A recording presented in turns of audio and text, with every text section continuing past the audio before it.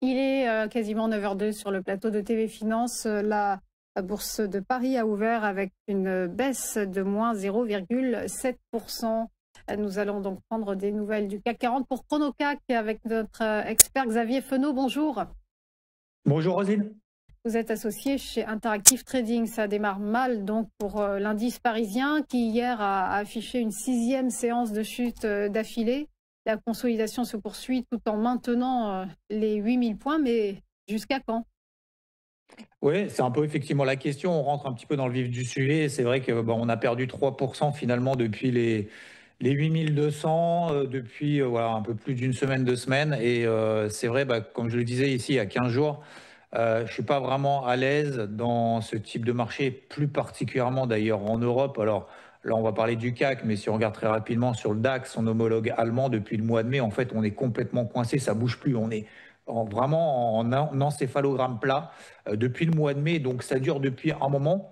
Alors, de l'autre côté, vous en avez parlé juste avant, on est toujours en shutdown aux États-Unis. Ça dure quand même depuis un moment.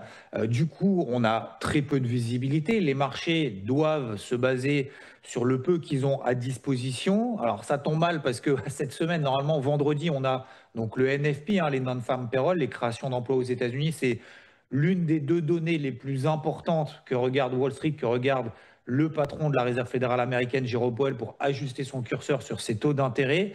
Le mois dernier, on n'a pas eu le NFP. Est-ce qu'on l'aura cette fois-ci? On ne sait pas. Donc, du coup, on va se focaliser sur cet après-midi, l'ADP qui sera donc publié selon l'enquête ADP. C'est toujours sur les chiffres de l'emploi, mais un peu moins observé par la communauté financière. Ça sera à 14h15. On attend 30 000 créations de postes. Et c'est en fonction de ça que les marchés vont ajuster le curseur. Donc aujourd'hui, c'est vrai que si on regarde aux États-Unis, alors c'est un peu topiche, ça ne veut pas dire pour le moment que c'est baissier ou quoi que ce soit, mais on voit que le carburant manque à l'appel. On a de toute façon des niveaux de valorisation qui sont stratosphériques aux États-Unis. On prend Nvidia, on valorise aujourd'hui 50 fois les bénéfices sur l'année prochaine.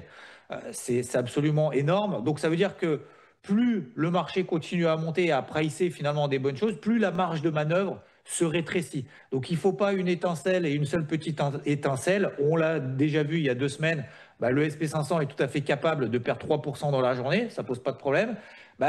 Donc c'est vrai que, voilà, comme je disais, on rentre dans le vif du sujet parce que c'est vrai qu'il y a tellement d'attentes vis-à-vis de ces baisses des taux.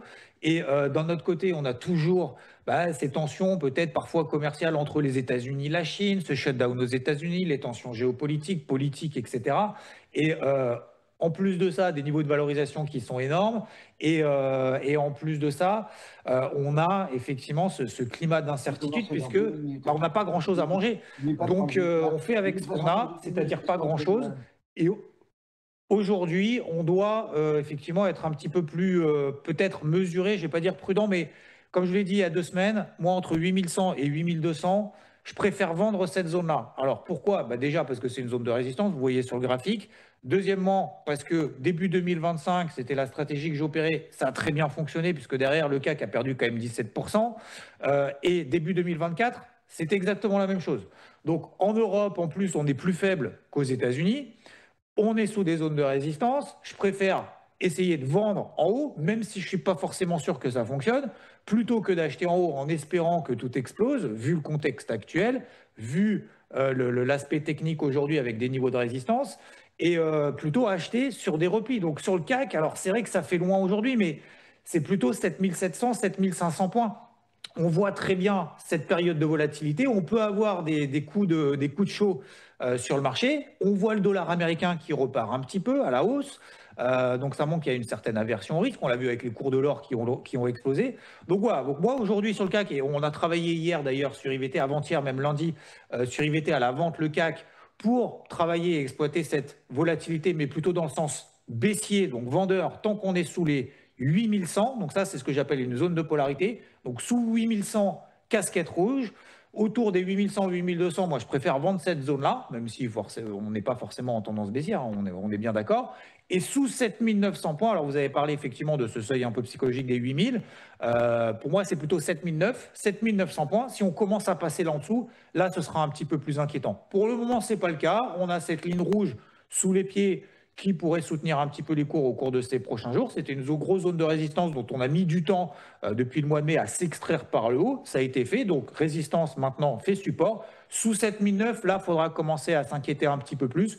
Pour le moment, ce n'est pas le cas, donc je préfère travailler à la vente sur des stratégies plutôt court terme, travailler à la vente plutôt entre 8100 et 8200 dans des optiques un peu swing, sans viser non plus un effondrement majeur, hein, on est bien d'accord pour le moment. Mais c'est vrai qu'on rentre un petit peu dans le vif du sujet. On va voir déjà cet après-midi, il peut y avoir beaucoup de volatilité cet après-midi à suivre. Et vendredi, si on est encore en mode shutdown, on n'aura pas de chiffres du NFI. Donc, on fera avec ce qu'on a, c'est-à-dire les chiffres de cet après-midi avec l'ADP. Et je rappelle encore, on est dans la période de publication de résultats aux États-Unis. On a plus de 60% des boîtes qui ont publié. Plus de 80% font mieux que prévu. Donc, ça, c'est sur le passé. Donc, c'est très bon. Hein. C'est un très bon cru cette saison de résultats. Mais on voit qu'il y a plus d'entreprises qui révisent à la baisse leur perspective, leur objectif de bénéfice par action à la baisse qu'à la hausse. Donc ça montre qu'on n'a quand même pas beaucoup de visibilité. Donc il faut vraiment ne pas céder d'un côté à l'euphorie quand on a effectivement des périodes hautes. C'est assez contre-intuitif parce que quand ça monte, on a l'impression que ça y est, ça va monter encore plus haut, puis finalement c'est là qu'on échoue. Et inversement, quand on voit le CAC là qui perd 3% de plus haut, on dit ça y est, on va perdre encore, on va descendre encore 3 étages, alors qu'en fait là on est en train de tenir entre guillemets, on perd 0,5% ce matin, c'est pas bien grave, mais je préfère continuer à garder ma casquette rouge tant qu'on est sous les 8100. Voilà pour votre casquette rouge pour cette 6e séance de baisse d'affilée. Merci beaucoup Xavier Fenot pour votre analyse et belle journée à vous. À suivre après une courte pause, les valeurs du jour, les market movers de Daniel Cohen de Lara. À tout de suite.